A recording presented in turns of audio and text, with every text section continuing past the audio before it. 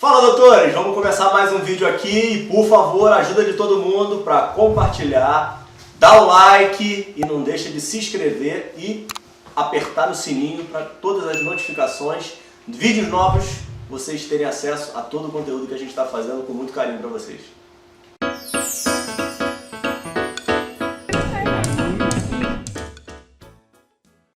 Fala, doutores! Eu sou Ricardo Valente, oftalmologista aqui do Rio de Janeiro. Vamos continuar com a nossa série de conversas com médicos, no momento oftalmologistas renomados que são exemplos de carreira para mim, que me modelaram e hoje conseguiram me ajudar a me trazer onde eu estou e o que eu sou. Hoje a gente tem aí um profissional exemplar, diferenciado, um dos top oftalmologistas do Brasil e do mundo, Dr. Renato Ambrosio. Tudo bem, Renato? Tudo bem, Ricardo. Um prazer estar aqui com você. Ah, legal, Renato. Obrigado aí por ter aceitado o convite, por estar disponibilizando um pouquinho aí do teu tempo para ver se a gente consegue trazer um pouquinho de luz aí para esse momento complicado que a gente está vivendo dentro da oftalmologia e da medicina no Brasil. Tá? Legal. Acho que vai ser ótimo aí, vai trazer muitos caminhos aí para os jovens médicos aí que estão no caminho e estão pensando em trilhar essa jornada. Tá? Renato é carioca, né? Nascido no Rio de Janeiro. Você nasceu aonde, Renato? Eu nasci na Casa de Saúde de São José. Ótimo, que nem eu. Então nascemos no mesmo local, né? E a Casa de Saúde de São José tem uma história aí peculiar com a tua família, né, Renato? Conta pra gente. É verdade, o meu pai trabalhava na São José como oftalmologista, tem um grupo de estudos da Casa de Saúde de São José que começou a ceratotomia radial, o primeiro curso de ceratotomia radial em 1981, aqui no Brasil, reconhecido, isso eu boto em vários slides, foi feito lá, organizado pelo meu pai, o grupo que tinha o Carluxo Andrade, que foi o primeiro presidente da Sociedade Brasileira de Cirurgia Refrativa, mais o Marcelo Martins Ferreira, o Morizô Leite e o Armando Guedes.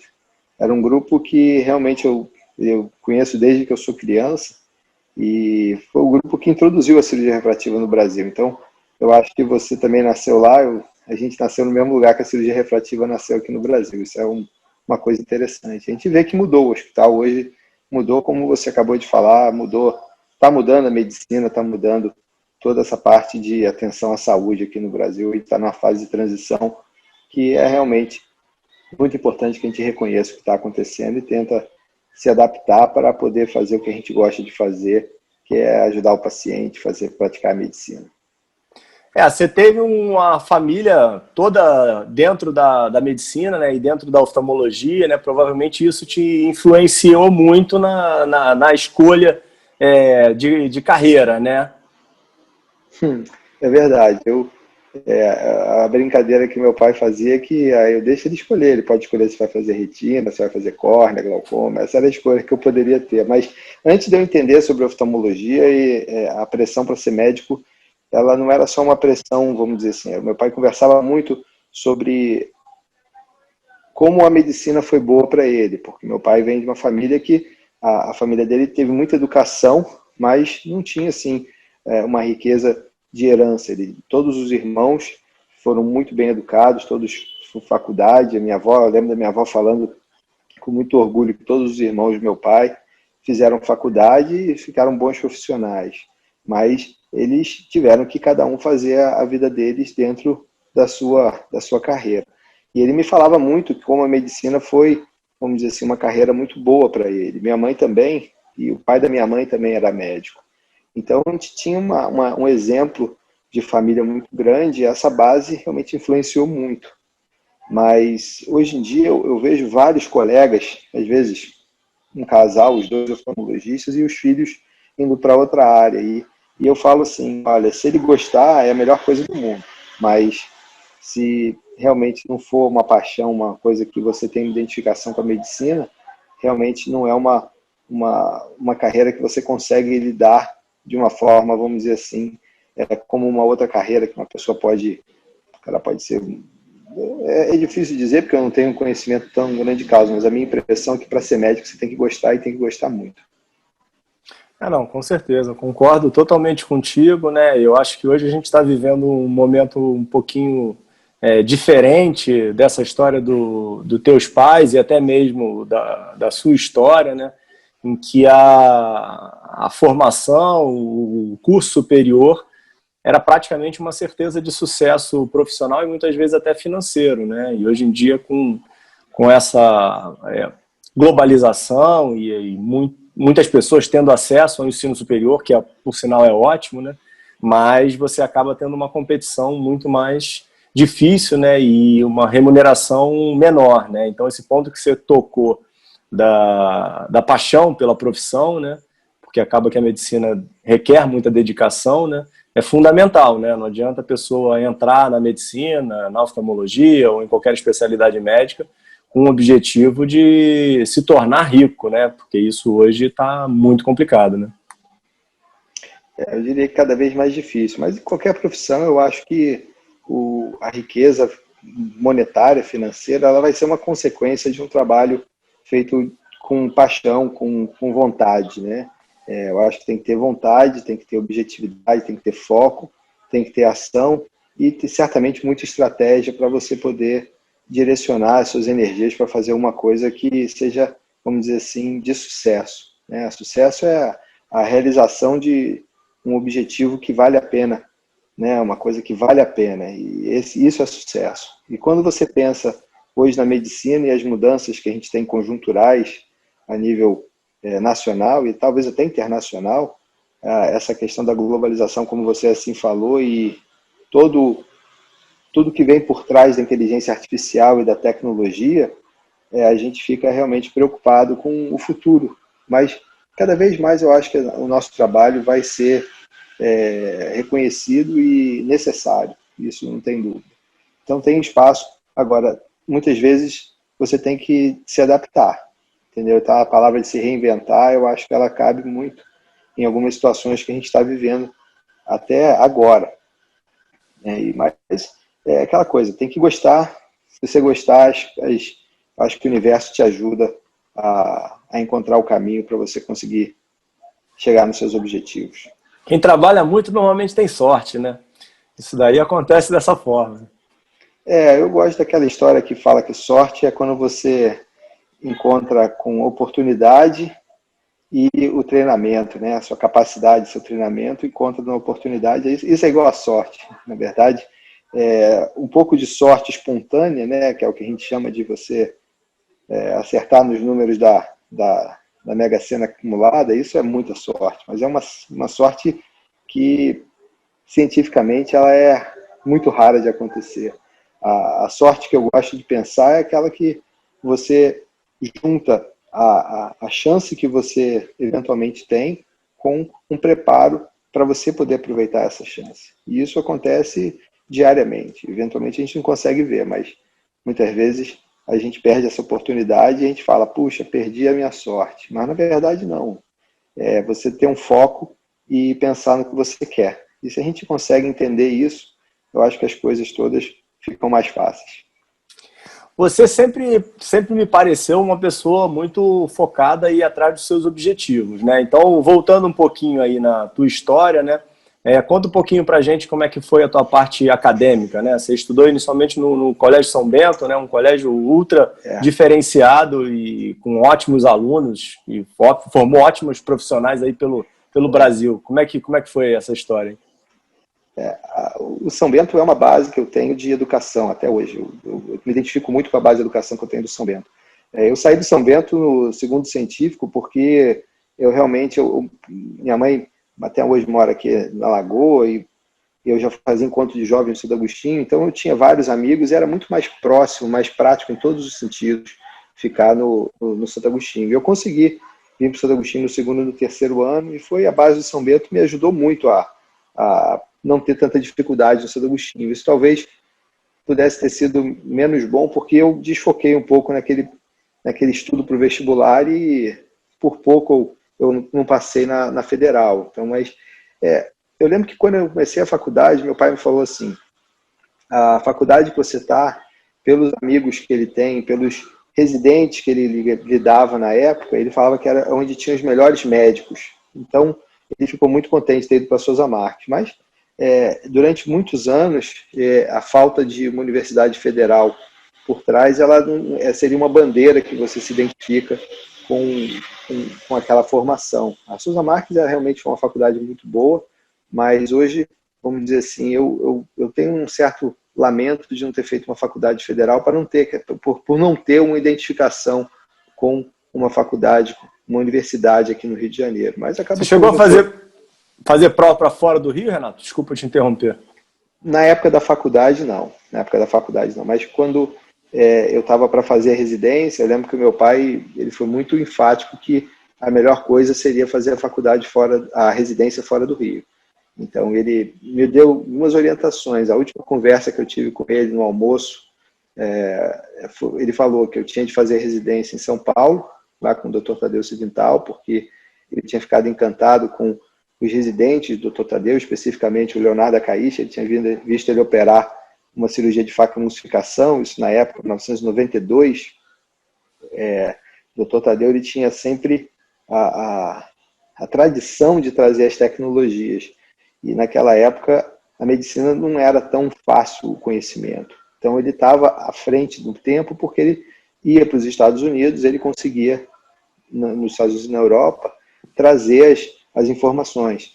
E esse conhecimento não era tão fácil de você conseguir. Hoje em dia, você, no seu telefone celular, você consegue ver cirurgia no YouTube, que mostra vários detalhes que, na época, isso era muito fechado.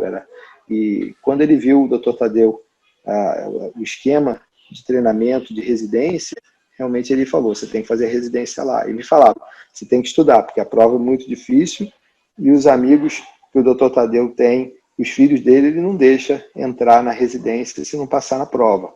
Vai eventualmente conseguir um estágiozinho, mas não é a mesma coisa que a residência. Então eu me esforcei muito nessa época, eu já estava um pouco mais consciente da necessidade de estudar e estava já, vamos dizer assim, numa pegada de estudo. E outra coisa que ele me falou para fazer foi a prova para validar o diploma dos Estados Unidos, a prova que ele chamava de board. E especificamente tinha a história do nosso amigo Darcy Domingues, que faleceu recentemente, muito precocemente por causa de câncer.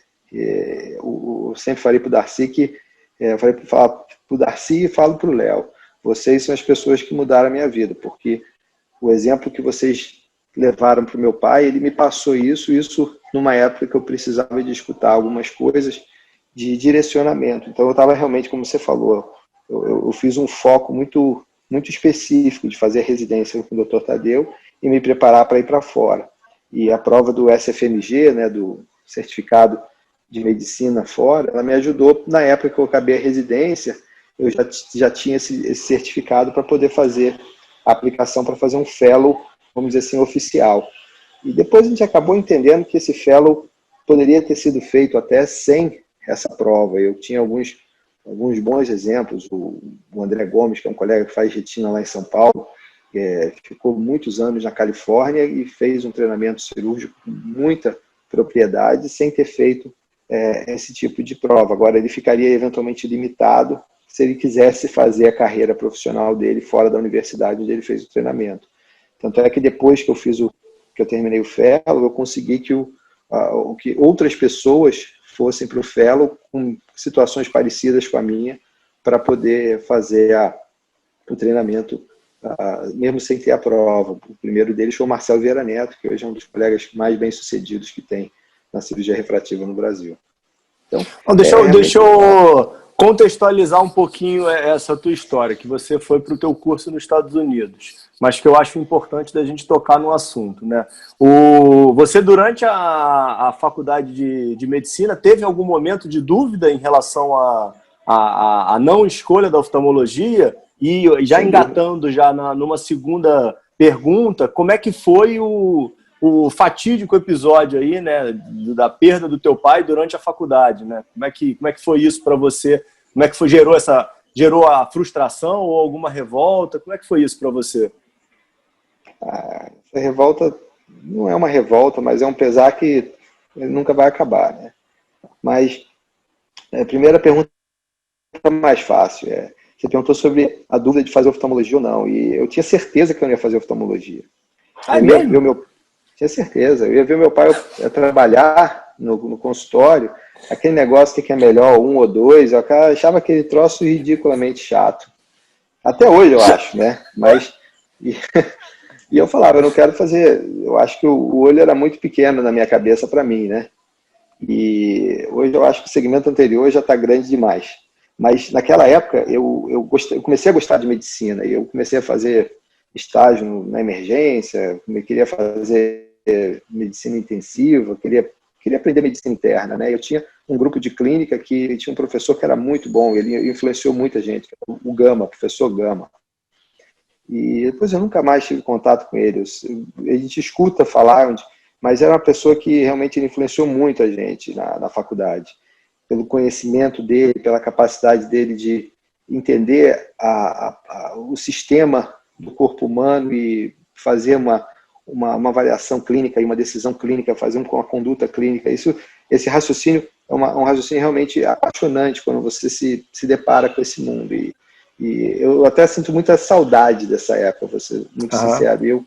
E quando eu vejo uma pessoa mais jovem que eu começo a trabalhar, influenciar, eu vejo esse brilho no olho dele, realmente isso me encanta e me dá muito vontade de ajudar e de aprender. E acaba que isso vira uma energia para você se renovar e se melhorar. Mas uma vez, quando a gente já começou a pegar mais intimidade com o Gama, assim, de ficar mais amigo dele, ele falou, vamos tomar chopp depois da clínica, né?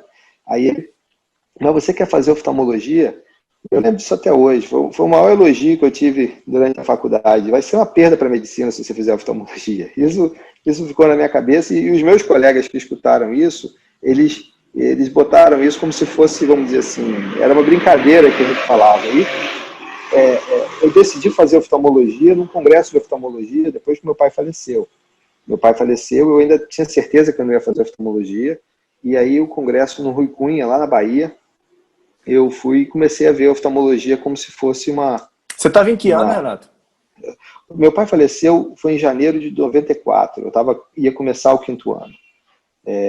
Eu fazia já plantão no Miguel Couto, no CTI, e meu plantão era no domingo durante o dia. Então, no domingo durante o dia eu dei plantão, cheguei em casa, era início do ano, meu pai tinha acabado de chegar de Minas, que ele tinha passado o final de ano com a minha mãe lá, e a gente jantou, a gente conversou, no dia seguinte eu almocei com ele, ele me falou, olha, você estuda para a prova do SFMG, você estuda para... Meu pai ele era uma pessoa que repetia muitas coisas, ele sabe que, ele sabia na época que precisava me passar essa informação, é como se estivesse sabendo de alguma coisa, várias ações dele poderiam ser interpretadas como uma premonição que ele teria uma passagem, né? Mas ele acendia vela na igreja à noite. E nessa época eu fazia jiu-jitsu, e eu fui para o jiu-jitsu, não quis acender vela com ele nesse dia. E era uma segunda-feira, e nesse dia foi o dia que ele reagiu a um assalto. A gente não sabe se foi um assalto, se foi uma tentativa de sequestro. Eu sei que ele reagiu a esse assalto e tomou um tiro, e eu estava no cinema, né? Na época eu estava no cinema, e me pegaram dentro do cinema e me levaram para o Miguel Couto. Nessa época eu já conhecia todo mundo lá, eu fazia plantão, tinha dado plantão no dia anterior. E ele saindo da cirurgia, eu tinha tanto... eu era um estagiário de lá, eu fiz a internação dele no CTI. Né? Na época, o CTI tinha 8 leitos, nessa época estava reduzido para 6, ele entrou no leito 7, que abriram para ele. Eu fiz toda a parte burocrática na época de fazer aquele papelada lá de internação, e ele ficou no CTI do Miguel Couto um dia e depois foi transferido para o São Lucas, e pouco tempo depois ele não aguentou. Ele fez uma cirurgia que era muito grande, aquela cirurgia de duodeno-pancreatectomia total com rafia de rim, porque a bala um tiro pegou realmente um ângulo muito complexo, e eu tinha um livro do Schwartz, que é o livro de cirurgia geral. Eu fui ver o livro do Schwartz, na mortalidade de 99% para essa cirurgia de Whipple, em caso de trauma.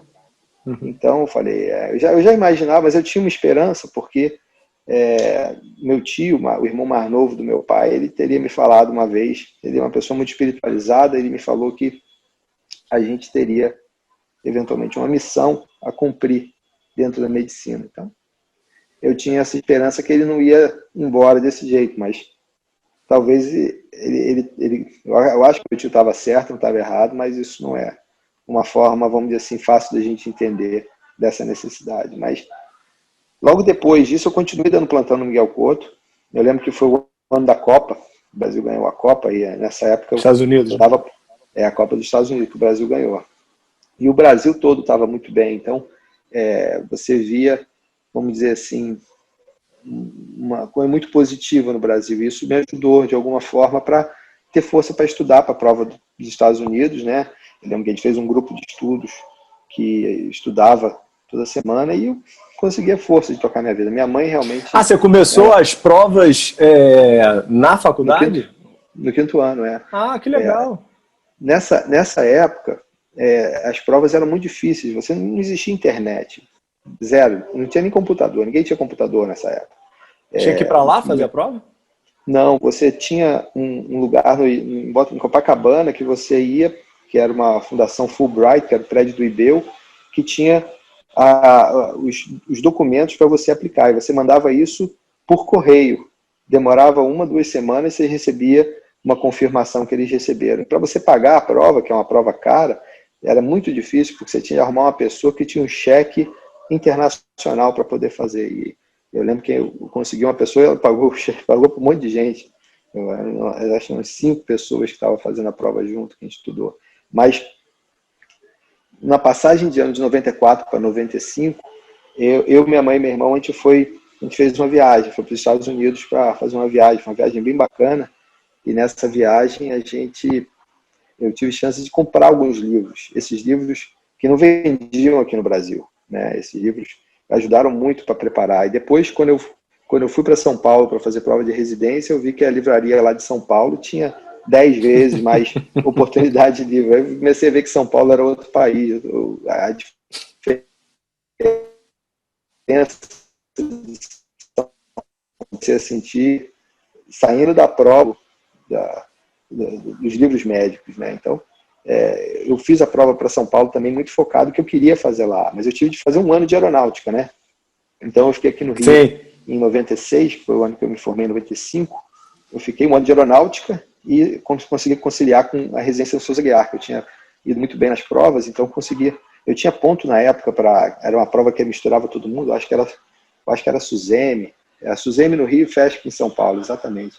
Essa prova da SUSEMI, ela juntava todas as residências, e eu tinha ponto para ir para o servidor, que era onde seria o lugar mais, vamos dizer assim, que mais despontava na residência aqui no Rio, pelo corpo clínico, pela oportunidade que dava.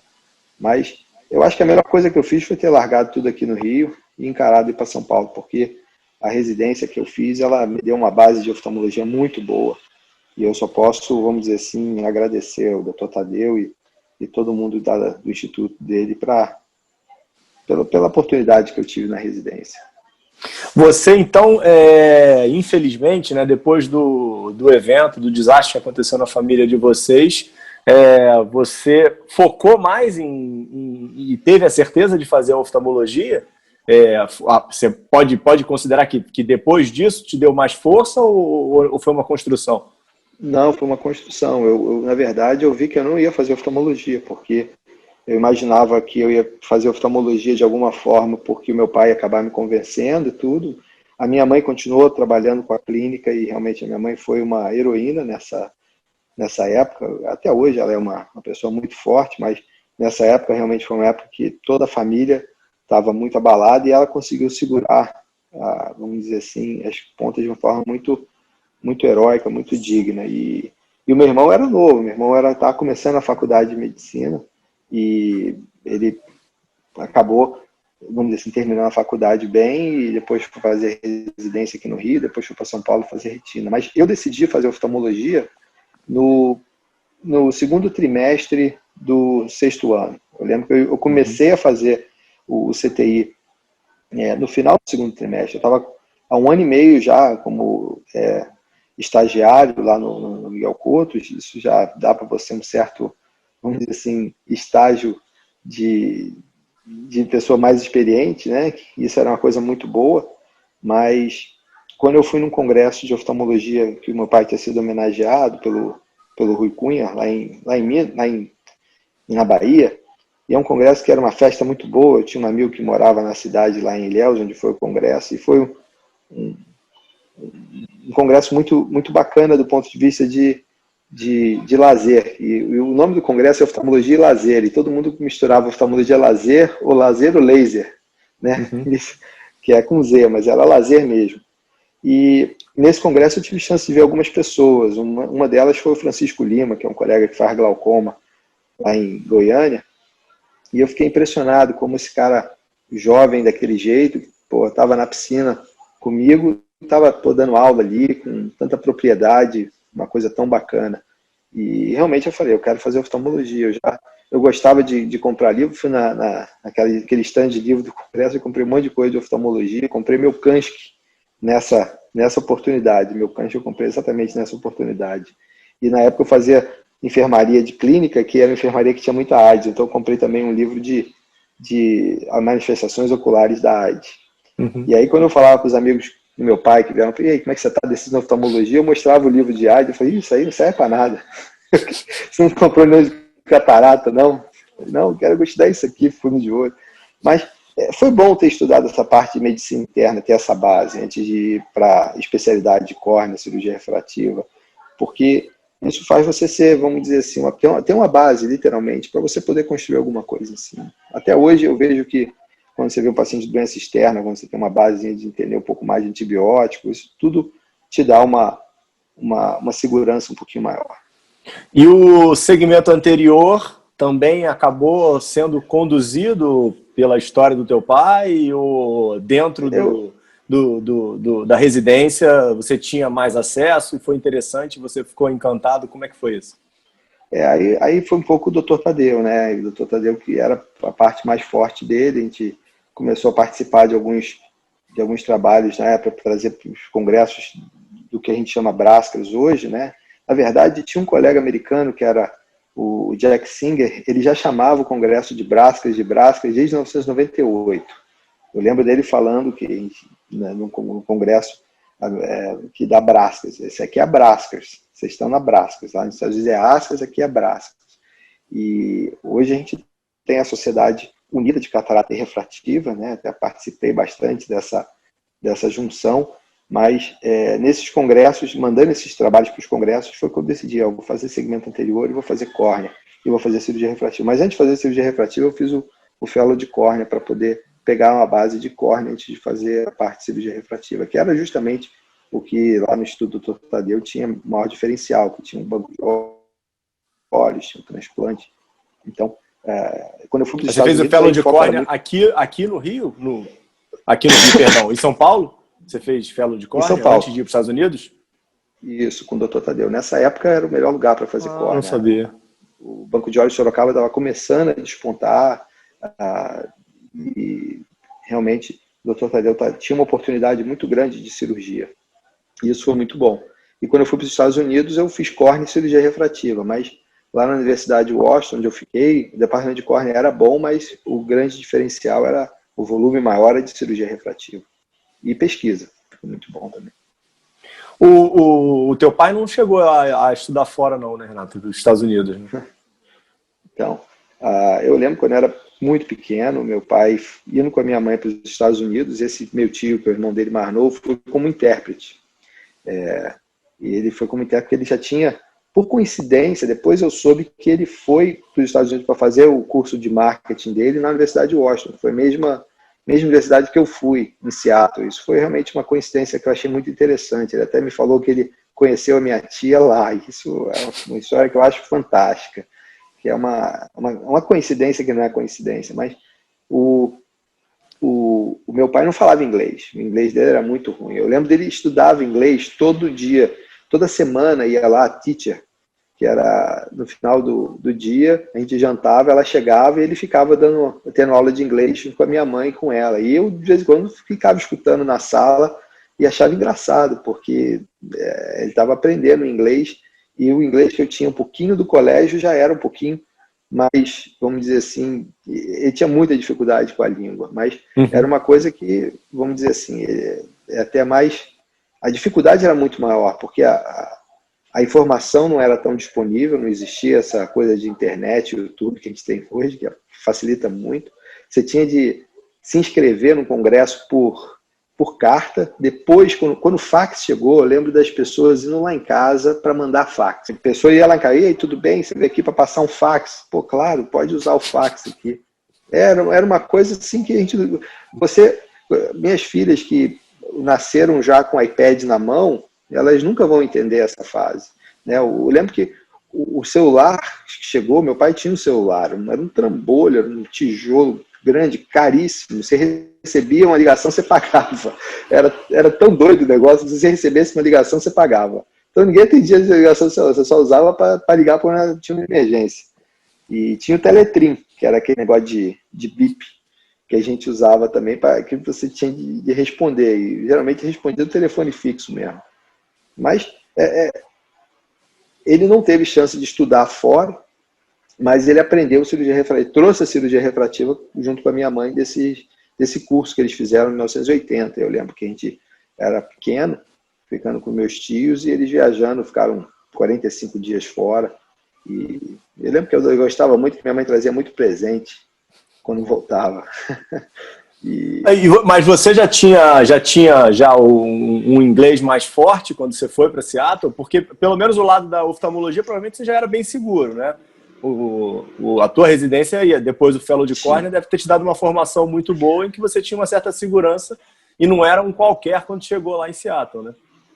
Quando eu fui para Seattle, já tive inglês razoável, mas ele melhora muito quando você mora lá. Eu fui para a Inglaterra fazer um intercâmbio desse de férias de verão, e isso foi bom, legal. porque me ajudou um pouco. Mas eu fui com um amigo meu, a gente falava português o tempo todo, se entrosou com um monte de brasileiro lá, então a gente acabou que tinha aula de inglês, mas não viveu o inglês.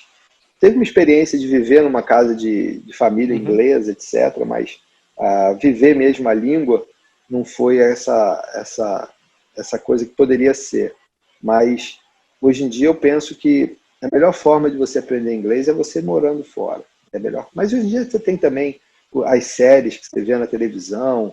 Eu lembro que na época eu pegava filme, eu gostava de ver desenho animado, e o desenho animado em inglês mesmo. Eu tentava não ler a legenda. Isso foi esse tipo de treinamento que alguém tinha me dado essa dica para poder melhorar o inglês. Mas realmente o inglês é uma ferramenta muito importante. Hoje eu acho que eu consigo falar inglês bem, mas o inglês ele meio que enferruja se você fica sem falar. Então quando você vai para um congresso, primeiro e segundo dia, as apresentações são menos fluidas do que as que acontecem no terceiro, quarto dia. Tem que começar a fazer congresso mais longo, né? Na verdade, não, tem que parar de viajar. Eu viajei de forma insana durante, 15 anos da minha vida, 17 anos da minha vida. Isso realmente... Não, com certeza. Essa pandemia foi uma coisa muito boa da pandemia, ver que essa quantidade de viagem é desnecessária, e foi muito bom ter investido tanto tempo, mas hoje em dia eu vou tentar viajar bem menos. É uma das coisas que, com esse mundo digital, com isso que a gente está fazendo aqui, você mora aqui perto, com certeza. A gente tem muita oportunidade de interagir. Não, impressionante. Eficiente. Poxa, eu tenho gravado com o pessoal do Brasil inteiro, e a qualquer momento dá para gravar com o pessoal do mundo inteiro, né? Então é impressionante quantas oportunidades que se abrem, né? Mas voltando para o teu momento de Seattle, quanto tempo você ficou nos Estados Unidos e como é que era o modelo do teu fellow? Eu fiquei em Seattle um pouco mais de 2 anos. Eu cheguei lá, era para começar em julho, né, início de junho, julho, mas atrasou por algum motivo o meu visto. Né? Sempre a questão do visto é um problema. O visto sempre, independente que é um presidente, se republicano, democrata, eu vejo que os vistos desse tipo de H1B, que era um visto de trabalho, eles são vistos que têm mais exigência. Então, o que acontecia é que eu comecei em outubro, e foi até bom, porque pessoalmente eu pude me organizar um pouquinho melhor, e eu fui em outubro e eu voltei em dezembro de 2002. Então foi um pouco mais de 2 anos que eu fiquei. E nessa história de ficar um pouco mais de 2 anos, eu pude crescer muito no Fellow. O primeiro ano do Fellow, você realmente é aquele Fellow mais inexperiente. No segundo, você já é o Fellow Sênior. Tinha uma outra Fellow que entrou, que fazia junto comigo, que hoje é muito minha amiga, que é a Laura Perriman, que pouco tempo atrás a gente fez uma aula dela do Zoom sobre olho seco. Ela realmente é uma especialista de mão cheia nessa parte, que é uma parte que a gente está trabalhando bastante. E nesse segundo ano, realmente foi o ano que eu aproveitei mais. E as atividades eram muito ligadas à cirurgia refrativa, que na época era muito LASIK, PRK, praticamente não tinha nada além disso. E tinha clínica geral de córnea e de oftalmologia geral, que a gente também participava. E eu, no primeiro ano, eu ia para o laboratório nas horas vagas que eu tinha. E no segundo ano eu já tinha um appointment maior no laboratório. Isso foi muito bom porque o meu doutorado foi com material que eu ia trazer de lá e eu pude desenvolver de forma muito mais tranquila os trabalhos de doutorado nessa época do laboratório. Mas eu aprendi que o laboratório é uma coisa muito interessante, muito importante, mas o meu trabalho mesmo é a pesquisa clínica. Era mais ficar com o paciente mesmo e com os exames complementares. Eu sempre gostei dos exames complementares. Nessa época eu estava começando a despontar a tecnologia além da topografia, que era basicamente só topografia e paquimetria que a gente tinha. Mas depois começou a aparecer a parte da berrometria e depois o estudo da pupila, a questão da qualidade da visão e logo depois a gente viu a necessidade da tomografia. Mas essa pegada já foi mais aqui no Brasil, isso já não foi do Fellow, não. Na verdade, até o Wilson sempre foi menos defensor da tomografia, ele sempre falava que a topografia era suficiente. Hoje ele já está começando a repensar isso, como a maioria das pessoas que só defendia a topografia. Mas eu acho que tem que ser. Essa questão, por exemplo... Depois da quantidade de trabalho que você produziu, né? Não, na verdade, começou com ele, na verdade. O primeiro trabalho que eu escrevi sobre topografia foi com ele. Um artigo de revisão que ele estava trabalhando, eu entrei para ajudar ele a acabar de fazer. E nesse trabalho de revisão ele já falava um pouco de tomografia e já até citava o Pentacan, que era um aparelho que estaria sendo feito numa cidade perto de Seattle, que é na parte noroeste, em Woodinville. E é onde é a base da Oculus até hoje. E realmente, quando eu voltei, a topografia era o único exame. O Orbiscan estava começando a ser aceito, né, e tinha uma certa limitação do próprio aparelho, mas é um aparelho que já ajudava muito com o mapa paquimétrico, e eu tinha uma ideia. E essa ideia eu consegui desenvolver com o Mário Sulino lá em Aracaju e o Alan Luiz para poder fazer a progressão paquimétrica. Mas a ideia de fazer só o exame da topografia, até hoje tem muita gente que acredita nisso. Mas a gente discute e às vezes a discussão, eu falo assim, eu quero discutir, eu quero dizer que o que eu sei está certo e o que você sabe está errado. Não é por aí. Isso eu aprendi muito quando eu fiz um editorial com o editor da JRS, que é o Brad Runderman. A gente fez um editorial junto, o que você está buscando, em 2013. E a frase que a gente cunhou nesse editorial, que é beyond but not over. Você tem que ir além, mas sem descartar. Porque se você fala assim, você tem que ir além do que você está fazendo, e mais esquece o que você está fazendo. Aí o cara que está fazendo aquilo já há muito tempo, ele fica ofendido, ele não vai aceitar. Então você tem que... Sim. É uma forma até muito filosófica de você tentar trabalhar numa negociação, numa disputa.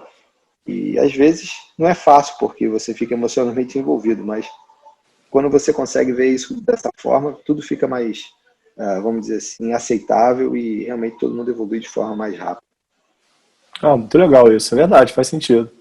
E aí você volta e foi defender teu doutorado, né? Tua tese já estava meio que pré-pronta? Eu trouxe todo o material pronto, né? Mas quando você volta, você tem aquele choque cultural reverso, né? Então, eu voltei no final de 2002, eu defendi o doutorado no primeiro semestre de 2004, que era o tempo máximo que eu tinha. Então, eu poderia ter defendido antes, mas realmente você começa a focar em trabalhar, você começa a focar em tentar acertar a sua vida aqui, e realmente a parte do doutorado foi uma coisa que eu, vamos dizer assim, botei como uma coisa muito importante na minha vida, mas eu não fui logo depois, não, eu demorei até um pouco. E eu agradeço muito ao professor Newton Cara, que foi o meu orientador, e também, com certeza, muitíssimo ao professor Milton Ruiz Alves, que foram as pessoas que me ajudaram muito para conseguir organizar na USP, aquele né, material. que você defendeu, né, Renato? Foi na USP, eu fiz na USP. E é uma minha escola. Hoje mesmo eu fiz as gravações para o congresso da USP virtual desse ano.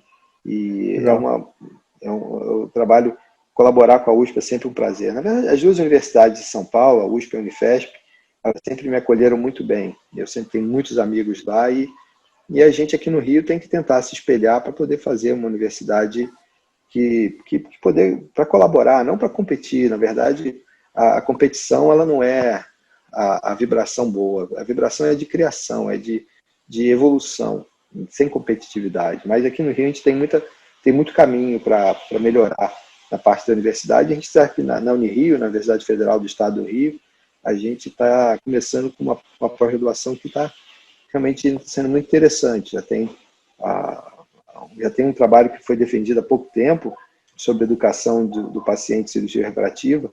A gente viu a quantidade de desconhecimento, de conhecimento equivocado que as pessoas respondem no questionário e a necessidade de educar o paciente. Hoje em dia talvez seja o maior momento, porque a valorização do nosso trabalho ela é proporcional ao conhecimento. Você só valoriza o que você conhece.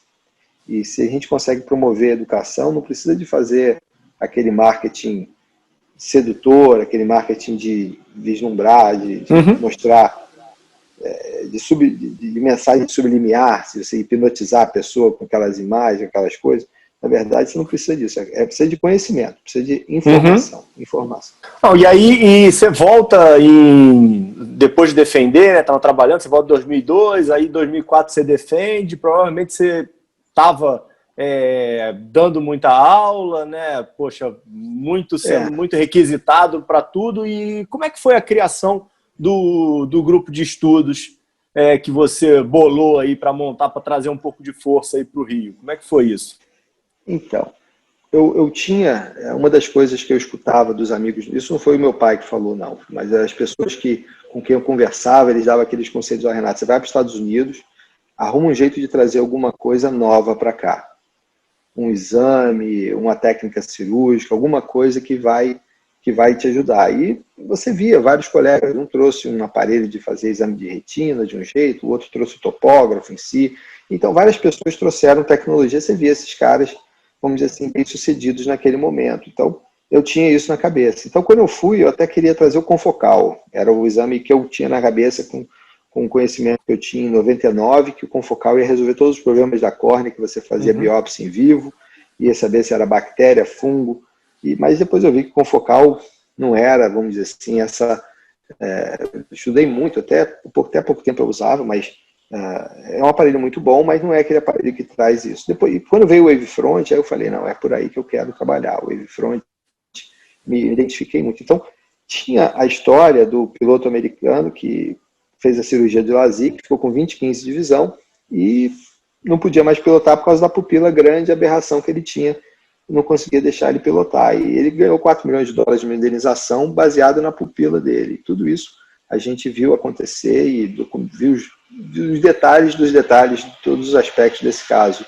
E quando eu trouxe o aparelho de Wavefront, eu vim muito motivado para mostrar isso, que precisava fazer esse exame em todo mundo, né? E eu dava aula sobre isso em qualquer lugar. E tinha as outras coisas, a gente falava sobre cicatrização de córnea, falava também sobre olho seco e ômega 3, que era uma coisa que a gente fez lá com o McIntyre, que foi muito bacana. Até hoje, a nutrição ela tem cada vez mais uma relevância no nosso dia a dia, eu acho que... Então tinha muito assunto que a gente falava, né? E o pessoal gostava de chamar, tinha uma amizade com meu pai e eu não tinha nada para fazer, né? Eu negligenciei, parei de fazer esporte, para fazer jiu-jitsu, eu praticamente só viajava. Toda semana eu viajava, meus amigos, tem um amigo que até é padrinho da minha filha, ele falou assim, pô, eu te encontrava mais quando você morava nos Estados Unidos, aqui eu não te encontro mais, porque todo final de semana eu estava viajando. E nessa época eu queria muito tentar mostrar essa questão da importância. E eu acho que se eu soubesse o que eu sei hoje, eu teria talvez feito um discurso menos, vamos dizer assim, menos enfático, né? Eu acho que uma coisa é o conceito que você tem, outra coisa é a forma como você fala esse conceito. Então, Hoje em dia eu vejo... Era muito traumático, né? É que é muita tecnologia, né? A gente estava num período de transição. O conhecimento era um conhecimento, vamos dizer assim, ainda limitado, a internet não estava forte assim, não era todo mundo que tinha e-mail, tinha gente que não tinha e-mail. Você tem e-mail? Não, não tem e-mail. Né? Não ter e-mail era uma coisa comum. Hoje em dia todo mundo tem o e-mail, ou tem o WhatsApp, tem Facebook, Instagram. Até pouco tempo atrás tinha gente que não tinha Instagram, tem gente que não tem Instagram. Mas era uma transição que, vamos dizer assim, o conhecimento foi, vamos dizer assim, muito rápido. E muita gente que não acompanhou esse conhecimento pode ter se sentido, vamos dizer assim, de alguma forma, até ofendido com isso. E hoje eu até penso como eu poderia ter agido diferente em algumas situações. Mas uma coisa é certa, você não pode deixar de agir com a verdade que você tem no seu coração. Se você acredita que aquele exame é importante, você tem que falar a verdade daquele. Agora, você também não pode condenar a pessoa que não pensa igual a você. Então, isso é muito importante da gente entender. E até mesmo evoluir da forma como a gente pode se comportar, pode se posicionar de uma forma menos, vamos dizer assim, impositora, menos traumática em relação ao ecossistema. Mas, por exemplo, poderia ter sido muito pior. Eu lembro que eu tinha a oportunidade de ir num programa de televisão, de entrevista à noite, que seria para falar sobre o Wavefront. E a pauta era: um piloto americano fez a cirurgia e não pode mais pilotar e ganhou uma indenização de $4 milhões. E um exame poderia ter evitado isso. Esse exame foi trazido, o primeiro aparelho veio para cá com isso. Aí eu fiquei, sabe, fazer essa entrevista, não estava me sentindo confortável com isso, né? Nunca tinha tido uma entrevista na televisão, era novo, tinha 30 anos de idade. Aí eu liguei para o doutor Tadeu. Doutor Tadeu, o que o senhor acha de ir para a entrevista lá? Aí ele falou assim, toma cuidado, porque mídia pode ser perigoso. Mas você vai falar sobre o quê? Eu vou falar sobre a importância do Wavefront no pré-operatório de cirurgia refrativa. Aí ele perguntou assim, mas para que serve?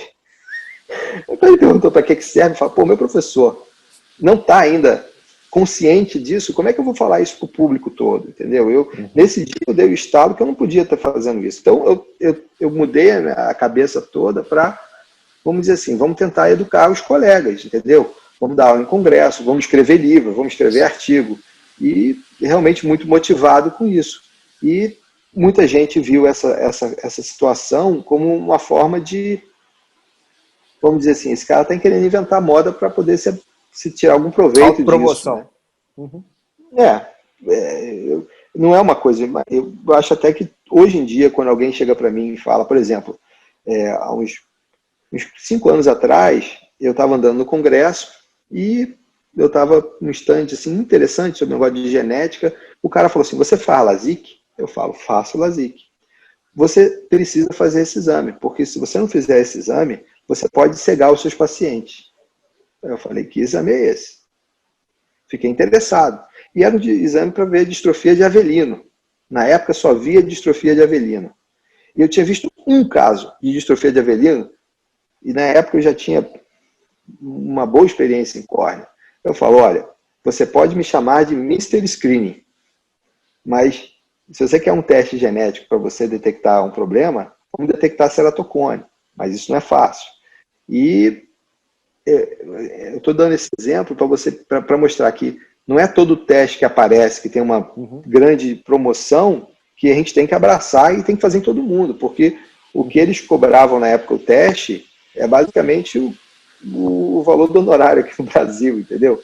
Isso, mas não é pelo custo. Se fosse o teste que desse realmente a vantagem que você tem de ter uma informação que vai fazer uma diferença clínica, aí eu acho que a gente tem que dar um jeito de absorver esse... É aquela coisa, preço, custo e valor. O troço tinha preço, mas eu questionei de cara o valor do negócio. E o custo não vale a pena, entendeu? Agora tem coisa que, dependendo, você vai discutir. Esse é um valor que não pode deixar de ser considerado. E o que é fundamental depende muito de onde você está no tempo e no espaço. E hoje em dia eu consigo entender que a limitação de tempo e no espaço ela é diferente. Talvez a gente está no Rio de Janeiro, numa cidade diferente de uma cidade que não tem uma tecnologia tão avançada. Mas hoje, com a globalização, isso já não é mais tão verdade. Então, eu acho que a gente tem que entender e balizar o que é o mínimo que você precisa fazer. Às vezes, o mínimo para um standard é diferente de outro, né? Mas é complicado você ficar dando essas metáforas. Não, com certeza. Mas eu acho fundamental de ter o diálogo, né? O que a gente não pode deixar de ter é esse contraponto, né? Escutar todos os lados para a gente tentar encontrar o que é melhor para cada um, né? E depois teve o teu caminho dentro das sociedades, né? O caminho nas sociedades foi um caminho que a vida foi te levando, ou você conseguia ter um certo planejamento de, poxa, vou participar dessa sociedade porque eu posso ajudar aqui ou lá, ou acabou muito sendo convites que foram sendo feitos, e muitas vezes acontece isso quando você está muito exposto, né? Como você estava nesse momento, né? Você tinha uma carreira exemplar, né? Estava trazendo toda essa tecnologia, dando muitas aulas em todos os congressos. Como é que foram essa participação aí nas sociedades? Eu nunca tinha planejado ser presidente de sociedade, não era uma coisa que estava na minha cabeça, entendeu? E eu lembro bem quando a Edna Almodin me chamou e falou: Renatinho, você precisa fazer a presidente da sociedade da SBAL. Eu falei: mas poxa, eu não faço administração, eu não gosto de administração, eu não sou administrador. Mas não, você fala bem na SBAL. E a única coisa que eu falava na SBAL é que a gente estuda pra caramba e não tem aula de administração e precisa saber isso. E cada vez mais isso é importante, né? Não, e fundamental. nessa época, como é uma sociedade ainda é, e vai sempre ser ligada à cirurgia refrativa, catarata refrativa, eu aceitei pela proximidade. E quando eu vi que isso até, de alguma forma, me atrapalhou na cirurgia refrativa, porque eu começava a ter que, no congresso que eu estava lá dando aula de refrativo, eu tinha de gastar meu tempo para ficar na SBAL, na frente da administração. Foi muito bom para mim em vários aspectos, você aprende, né? Você aprende muito. E acho que essa experiência foi muito boa. E eu fiquei 4 anos, geralmente são 2 anos, e nessa época o Carlos Figueiredo, ele que seria o presidente, ele teve problema de saúde, e, graças a Deus ele está muito bem, mas ele abdicou dessa presidência. Então eu fiquei 2 anos e depois fiquei mais 2. E isso foi em 2006. Então, desde 2006 até pouco tempo atrás, eu estava envolvido com alguma sociedade. Isso toma um tempo muito grande, mas eu acho que é um preço interessante que você tem algo a receber pela contribuição. Mas hoje em dia eu acho que a gente tem que repensar muito a importância dessa sociedade. E depois, quando eu comecei a amadurecer um pouco, eu vi que a sociedade refrativa era uma coisa que eu queria. E eu lembro bem quando o Crema, um grande amigo, o Crema é um cirurgião fantástico, uma pessoa muito inteligente, super correta, ele chegou para mim e falou: Renato, vamos fechar aqui no Rio uma candidatura, eu e você. E a gente planejou, a gente faz aquelas contas, né? Daqui a 2 anos depois, papá. E aí fizemos e deu tudo muito certo, entendeu?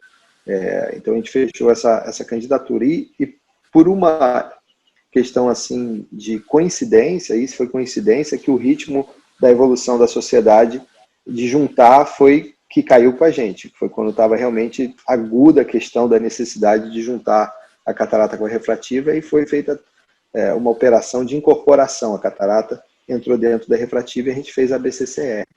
E aí, quando o Carlito entrou como presidente, primeiro presidente da BCCR, ele já entrou como um presidente das 2 sociedades, e depois o próximo presidente já não tinha 2 sociedades, que foi o Pedro Paulo Fábio, e ficou como presidente. E quando eu estava no segundo ano da refrativa, teve o convite para ser vice-presidente do Milton Ruiz, do CBO, que também foi um trabalho que me enriqueceu muito, mas realmente é um trabalho que você tem que estar muito pronto para dedicar tempo a isso, né? Aí depois que acabou o CBO, eu coloquei na minha cabeça que eu ia dar um tempo, que eu precisava focar na minha família, eu precisava focar no meu trabalho, né? Foi uma época complexa porque teve o acidente do pai e do irmão da minha esposa, quando a minha esposa estava grávida, e foi muito bom isso. E eu estava muito tranquilo de não ser nada, né? Ser um ilustre médico que vai para o congresso, e aí a academia, vamos dizer assim, me chamou para ser presidente da ISRS, que é um cargo muito honorífero, é um cargo que realmente, que esse eu não tinha nunca pretensão de fazer, mas eu acho que é um reconhecimento bacana para o Brasil, para a oftalmologia brasileira. Não, mas espera aí, antes disso você não citou um evento importante que foi a tua nomeação, se eu posso dizer assim, como um dos oftalmologistas mais renomados no mundo. Como é que foi receber isso daí? Deve ter sido super gratificante, né, para você e para toda a tua família. Ô, Ricardo, eu vou contar uma coisa que ninguém sabe. Isso aconteceu em 2014, né? No ano que eu estava deixando a presidência da cirurgia refrativa e estava como vice do CBO. Então, eu não esperava isso, eu nem conhecia essa revista The Ophthalmologist, né? Mas eu tive, vamos dizer assim, era uma época muito complexa, porque você lembra daquele incêndio que teve lá no Jardim de Alá, da cirurgia, então foi uma época muito conturbada, vamos dizer assim, 2012, 2013, e as coisas estavam começando a melhorar, entendeu? E realmente foi uma surpresa, uma grata surpresa, né? E aqui no Rio, um dos convênios mais importantes tinha acabado de descredenciar a minha clínica, lá na Tijuca. Tinha acabado de descredenciar a clínica. E, por acaso, saiu isso, entendeu? E isso foi colocado nas discussões. E mostrou que o reconhecimento da qualidade do profissional é uma coisa totalmente secundária, entendeu? E isso é importante a gente considerar aí. E a gente continuou trabalhando e em 2016, em 2018 eu continuei nessa lista, mas é uma lista que, vamos dizer assim, ela não reflete os melhores oftalmologistas do mundo, é uma lista que ajuda a dar um reconhecimento para as pessoas, mas tem muito oftalmologista muito melhor do que eu, que deveria estar na lista e que não estava. Então, eu acho que é uma coisa que a gente fica feliz, mas a gente tem que entender que o ego não pode ser inflado demais. O importante, eu falo para todas as pessoas que me acompanham hoje em dia, que a coisa mais importante é você pensar no paciente. E você tem que tirar o foco do brilho no seu trabalho e botar o seu trabalho com brilho na ajuda do paciente. Não adianta você ser o cara mais famoso do mundo e não conseguir resolver o problema do paciente. Mas isso foi uma coisa muito bacana. Essa revista tem um carinho muito grande, a The Ophthalmologist, e eles fazem um trabalho de divulgação muito bacana, muito legal, com a mesma pegada da Oftalmologia em Foco, que hoje eu vejo muita felicidade o crescimento da revista do ponto de vista de importância na oftalmologia brasileira. Depois, então, desse grande título aí que você recebeu, você está aí com a sua humildade aí, de certa forma, dizendo que tem diversos outros oftalmologistas que deveriam receber. Acredito que devam ter mesmo, não que não tivessem, mas o que não tira o teu brilho, né? Então, como é que sempre foi para você? Você sempre foi uma pessoa que contribuiu muito com a ciência, né, Renato? E como é que você vem, desde a gente comentou, né, sobre o grupo que você montou, né, mais ou menos lá em 2006, 2007, e vem produzindo muito conteúdo até hoje. E aí, como é que vem sendo isso hoje, que você trouxe isso para a Unirio? Como é que está sendo... Como é que você vê esse momento aí de toda essa produção que você fez e que você vem fazendo? Olha, Ricardo, isso é uma coisa que eu agradeço muito a Deus e ao universo por ter tido essas oportunidades, porque isso era uma coisa que eu queria contribuir. Essa era uma coisa muito importante. Desde o início na residência, eu queria tentar ver alguma coisa para poder fazer um trabalho que tivesse alguma relevância, que tivesse algum tipo de conclusão que pudesse ajudar. Então, eu acho que eu tive uma inspiração, né? Essa inspiração veio por uma necessidade de entender a tocone, porque quando eu comecei na residência, logo no R1, a gente fez uma topografia no meu olho e viu que tinha uma assimetria. Então, eu comecei a querer estudar mais ceratocone, porque eu tenho uma córnea com uma topografia suspeita, né? E eu detesto até usar esse termo de topografia suspeita, uma topografia irregular que não chega a ser tão irregular como o ceratocone. Eu tenho visão de 20/15 sem correção para longe. Hoje eu preciso de óculos para perto. Eu sou com disfunção lenticular clássico com necessidade de óculos. Mas quando começou a trabalhar com o Rubiscan, eu vi aquela questão da progressão paquimétrica como uma possibilidade muito interessante de ser entendido, né? E isso ficou parado, porque quando fui para os Estados Unidos, como eu falei, o Wilson, ele tinha acabado de escrever um editorial sobre cautious about the posterior corneal readings, né?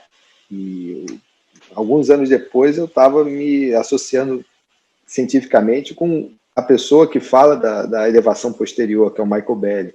Então, eu acho que a sacada da distribuição paquimétrica, ela foi uma evolução, vamos dizer assim, de conhecimento, de raciocínio, de hipótese, e que foi muito feliz, entendeu? E eu acho, aí sim, você falou a palavra sorte, eu acho que talvez a sorte tenha realmente sorrido para mim nessa situação, porque foi muito de oportunidade com uma questão de capacidade de treinamento que eu tinha tido para poder entender isso.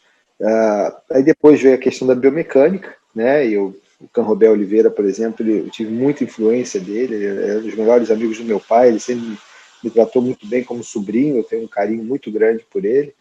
E o Canrobel, ele falava que o bioelastômetro era um exame do passado que nunca existiu. E eu cito isso todas as aulas praticamente que eu tenho oportunidade, quando tem tempo para citar isso vem na minha cabeça e eu falo de forma bastante espontânea, com reconhecimento para essa informação que ele me deu, que realmente me apontou a direção que você tinha de estudar. E eu tive a chance de ver o Ocular Response Analyzer quando ele estava nascendo. O David Luz estava catando gente do Congresso da Academia em 2002 para fazer o exame do soprinho para ter um estudo populacional. E aquela feira da Academia, ele conseguia, em cada feira, 2.000 pessoas fazendo o exame, e isso trouxe realmente a evolução.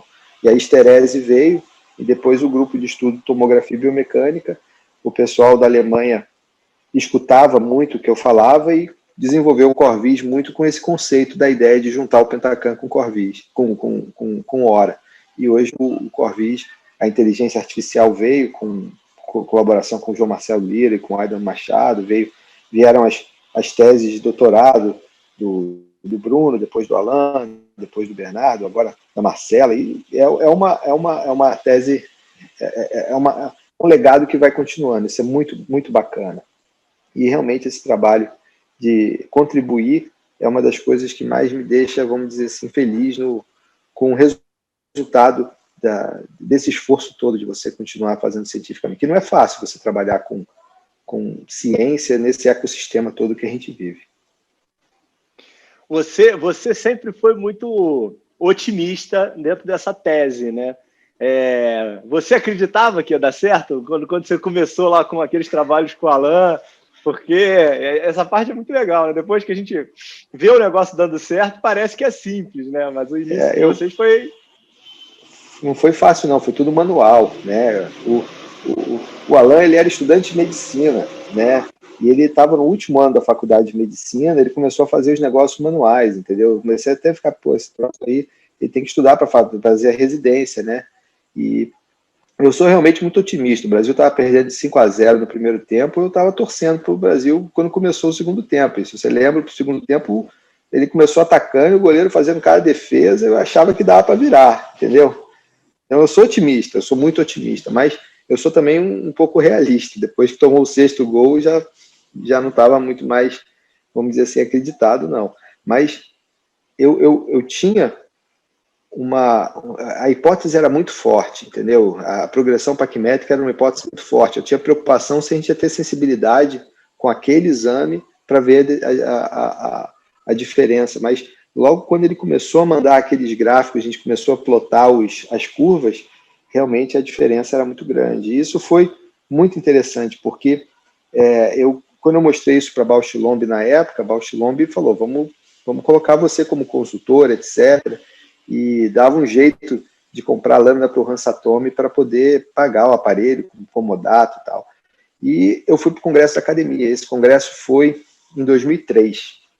E esse Congresso da Academia, o Yoshiaki, que é uma pessoa que eu gosto muito, que representou a óculos durante muito tempo aqui no Brasil, ele me falou de um aparelhinho que rodava e fazia o escaneamento do globo ocular todo. Eu falei, Yoshiaki, se você estiver falando metade disso for verdade, realmente você vai ter um super produto na mão, porque a diferença do Orbiscan, que fazia na época a leitura assim, e a rotação ia dar um ponto de concordância. Isso era um conceito que a gente falava.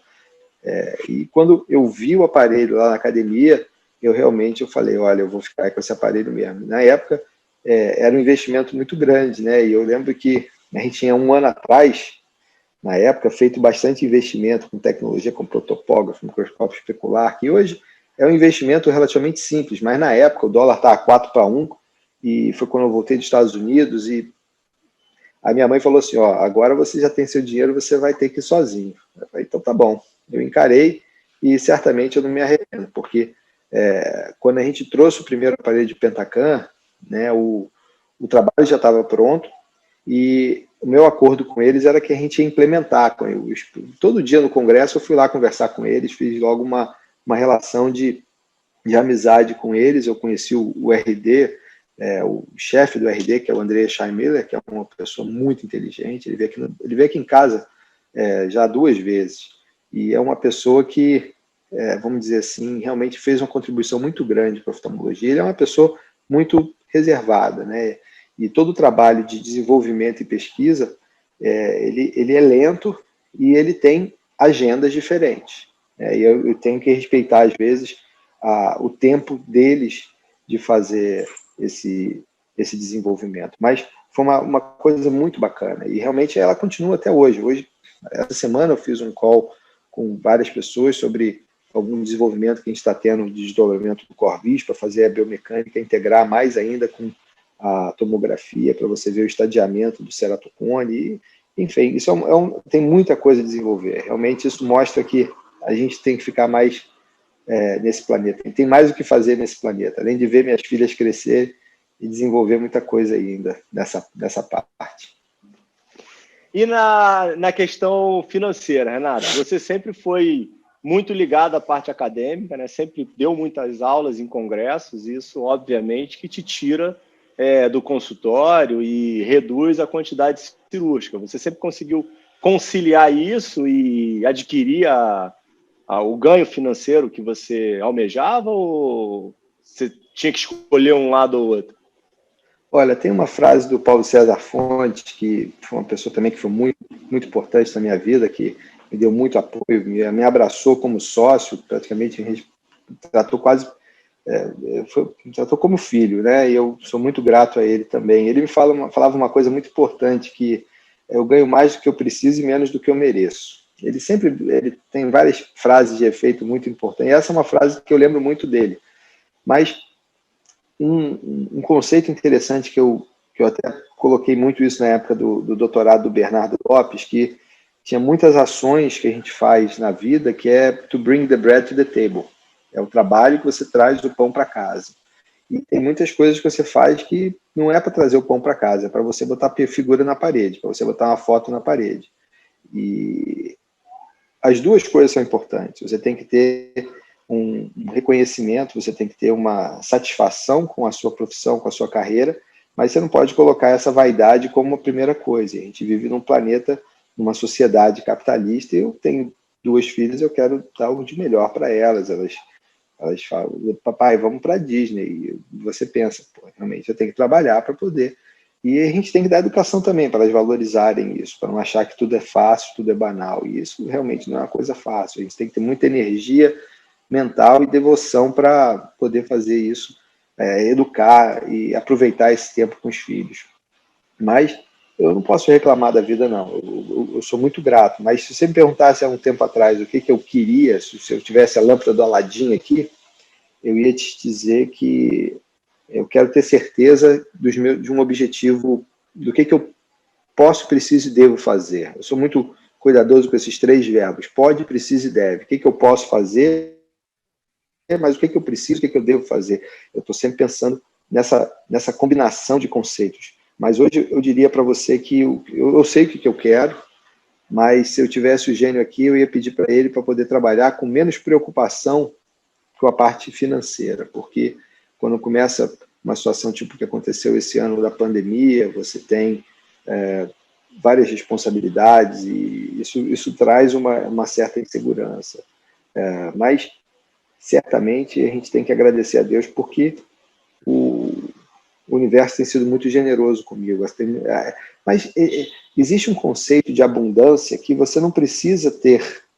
Para você ter, os outros não precisam deixar de ter. Tem muito do suficiente para todo mundo. E esse conceito de abundância, eu acho que talvez seja uma parte do segredo daquele documentário clássico que, há uns anos atrás, uns 15 anos atrás, ele apareceu forte, que hoje ninguém fala disso, mas é realmente o que talvez a gente mais precisa de disseminar de conhecimento para as pessoas poderem viver melhor, porque na negociação as pessoas falam assim, eu tenho que ganhar, você tem que perder. E agora mesmo, a gente está vivendo várias negociações, a gente vive fazendo negociação.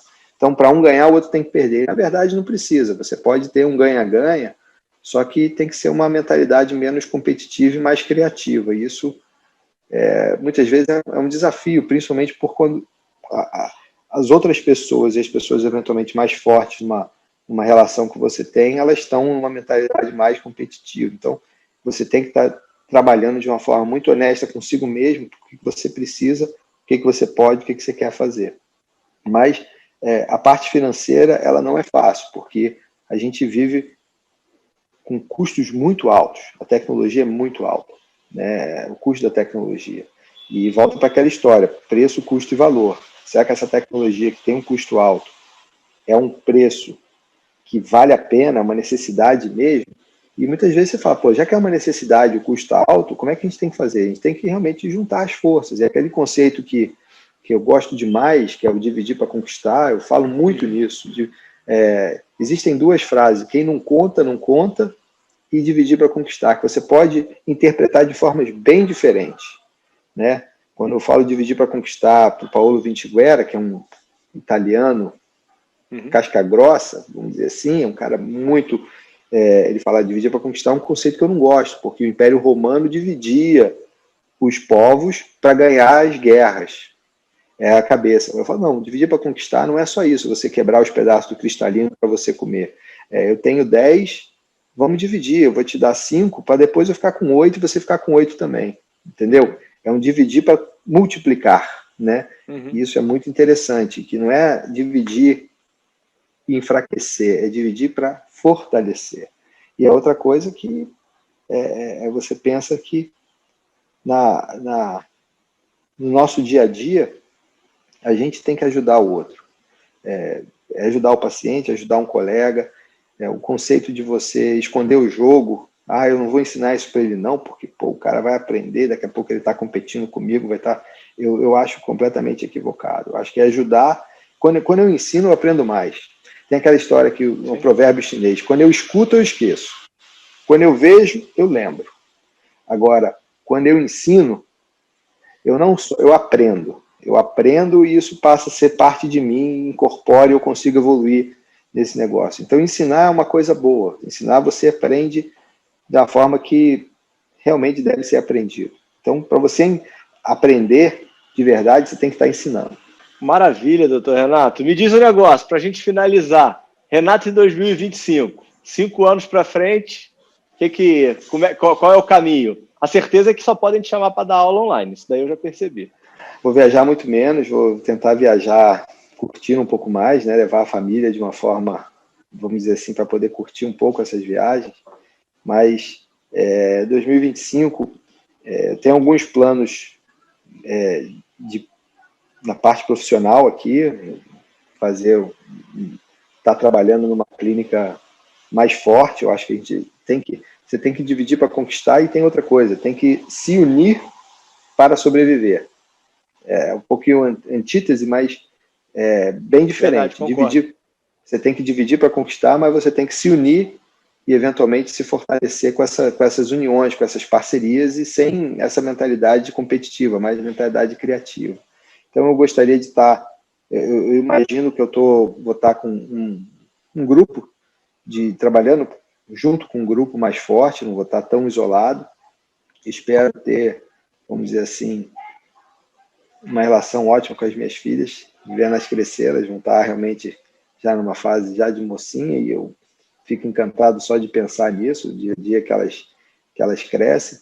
E eu espero estar numa vibe de poder trabalhar cada vez mais pelo prazer de poder ajudar o paciente, sem ter que preocupar tanto com as outras coisas que a gente tem que se preocupar sempre. E eu acho que eu sou muito otimista, como a gente já falou, e eu acredito que a gente vai viver um momento muito positivo no planeta. Muito positivo. Eu acho que, passando essa parte da pandemia, a gente vai ver uma explosão de coisas boas acontecendo. Vai ser explosão cultural, todos os aspectos de artes, música, ciência. Você vê que a necessidade de fazer uma vacina, todo dia aparece uma vacina que deu certo, né? Isso é uma coisa muito boa. Isso não vai ficar só para um vírus. Isso vai repercutir.